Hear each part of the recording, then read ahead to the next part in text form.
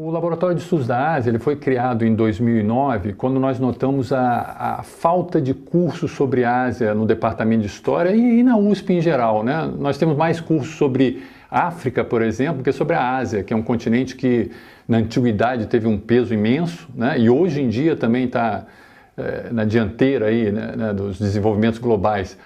Então, eu e o professor Peter Demand, que também trabalha com Ásia, nós nos reunimos, nós somos os co-coordenadores do Laboratório de Estudos da Ásia do Departamento de História. E nós procuramos atrair as pessoas que têm interesse em estudar ou discutir temas asiáticos. Nós temos dois principais tipos de atividade. Nós temos palestras abertas ao público em geral, inclusive a comunidade fora da USP, né? Nós chamamos especialistas e nós temos palestras, geralmente uma por mês, né? Sobre diversos países da Ásia. E para quem quer fazer pesquisa ativa sobre a Ásia, nós temos os grupos de trabalho. Nós temos 3 grupos de trabalho, são grupos de pesquisa, né? Temos o grupo de trabalho de Oriente Médio e Mundo Muçulmano, coordenado pelo professor Peter Demand. Temos o grupo de trabalho de Rússia e Ásia Central, coordenado por mim. E nós temos um terceiro grupo que chamamos de Ásia Geral, né? Que é toda a Ásia que não é nem Oriente Médio, nem Ásia Central, né? Então, Índia, China, etc. Então, as pessoas participam desses GTs e como é a dinâmica deles? Cada um desenvolve um projeto de pesquisa próprio, individual, cada membro. Nós nos reunimos geralmente uma vez por mês. Metade da reunião, as pessoas apresentam os seus progressos nas pesquisas individuais desde a última reunião. E na segunda metade nós discutimos um texto geral, que é comum a todos. Então, as pesquisas são desenvolvidas assim, tanto em nível individual, cada um, né, trocando ideia com os outros, quanto as discussões coletivas.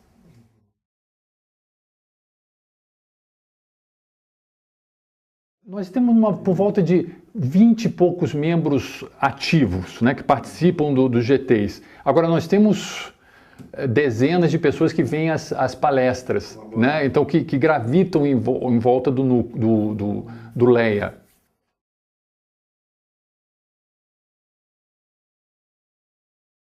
Sim, nós dois que atuamos ativamente no núcleo e tem também o conselho diretor, que tem outros professores que também dão aconselhamento.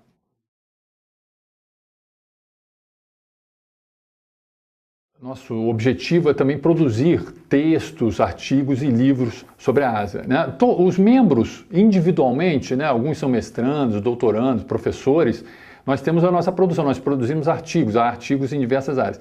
Mas nós fizemos também um trabalho coletivo. Em 2011, nós publicamos o nosso primeiro livro reunindo artigos dos pesquisadores do LEA. Ele se chamou A Ásia no Século XXI, Olhares Brasileiros.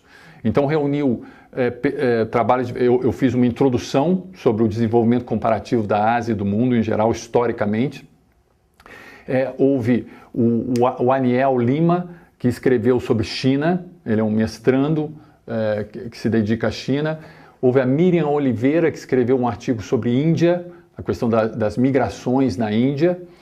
E houve também o Vicente Ferraro, que trabalha com Rússia e Ásia Central e escreveu sobre o relacionamento desses países. Então, foi o nosso primeiro livro publicado e teve uma boa repercussão.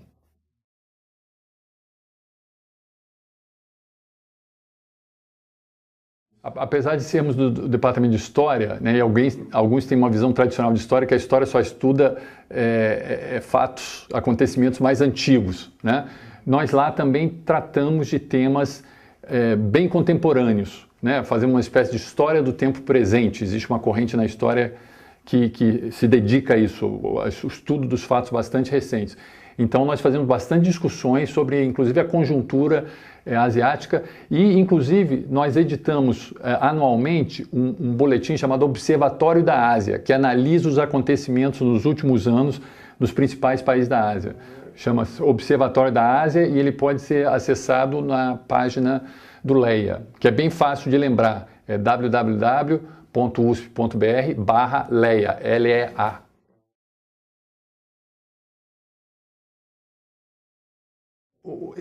Eu, quando fui concursado para a USP, em 2007, eu fui concursado para dar aula de História Contemporânea com ênfase em Ásia.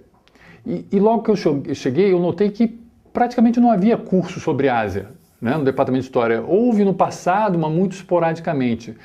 Então a minha ideia era tentar colocar uma coisa mais sistemática. Então eu criei uma disciplina chamada História Contemporânea com ênfase em Ásia, me juntei com o professor Peter Diamandis, que também dá aula sobre Ásia, e criamos o laboratório. Então houve essas duas vertentes, criar uma disciplina que é ofertada regularmente, História Contemporânea com ênfase em Ásia, para isso eu fui concursado, e depois criamos o laboratório para servir também, não apenas a comunidade da USP, mas chamar inclusive gente de fora, para ver essa interação entre alunos, professores e a comunidade fora da USP.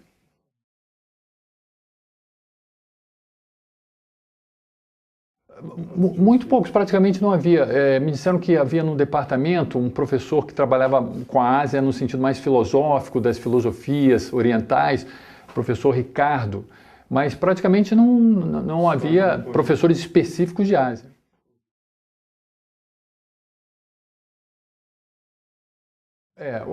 Dentro da USP eu acho muito importante, porque nós já congregamos bastante pessoas que trabalham sobre isso, existem diferentes mestrandos, doutorandos que fazem trabalhos como nós vimos no nosso livro, trabalhos já de uma certa profundidade sobre a Ásia.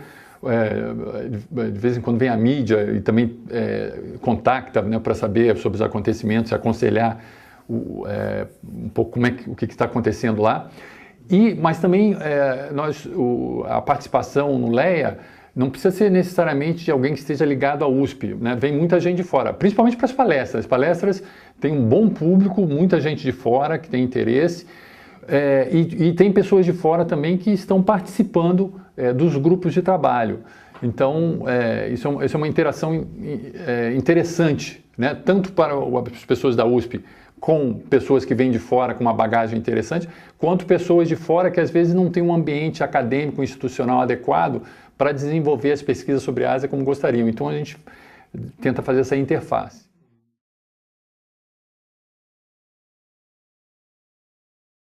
É muito variado. Existe muita gente que terminou a universidade e está solta agora, né? Começou no mercado de trabalho, às vezes fora da sua área, não está trabalhando na sua área, mas gostaria de alguma maneira voltar a ter alguma orientação acadêmica. Esse talvez metade das pessoas que vêm é muito nesse sentido, pessoas que estão trabalhando agora, já terminaram a universidade, mas gostariam de alguma maneira ter um pé de novo na universidade, um pé na pesquisa acadêmica. E o LEA tem proporcionado isso.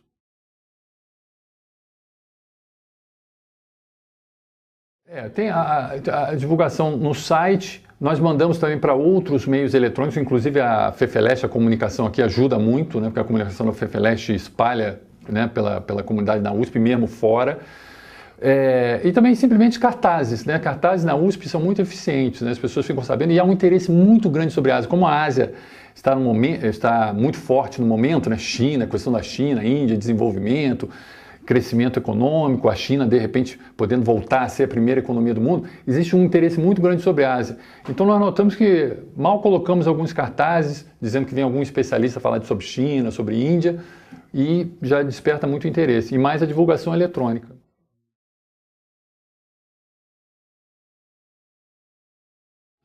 O nosso intento é crescer, né? Nós temos uma pequena salinha onde não cabe nem todos, se vierem todos os laboratórios, mas é a nossa base, nós utilizamos o auditório grande da história, né, para fazer as atividades. E o nosso intento é crescer, mas não apenas crescer, nós gostaríamos também de catalisar uma certa união ou coordenação entre diversos laboratórios, grupos de estudo que de alguma maneira estudam a Ásia na USP, mas individualmente. Por exemplo, tem grupos de estudos japoneses, grupos de estudos hebraicos, né? Então, existem diversos grupos que se dedicam a países específicos da Ásia ou alguns temas específicos da Ásia e que estão meio soltos na USP. Então, um grande projeto nosso também é tentar fazer uma coordenação sobre isso e talvez nós possamos vir a ter um verdadeiro centro de estudos da Ásia de grande porte, juntando todo esse material que já está espalhado aqui na USP.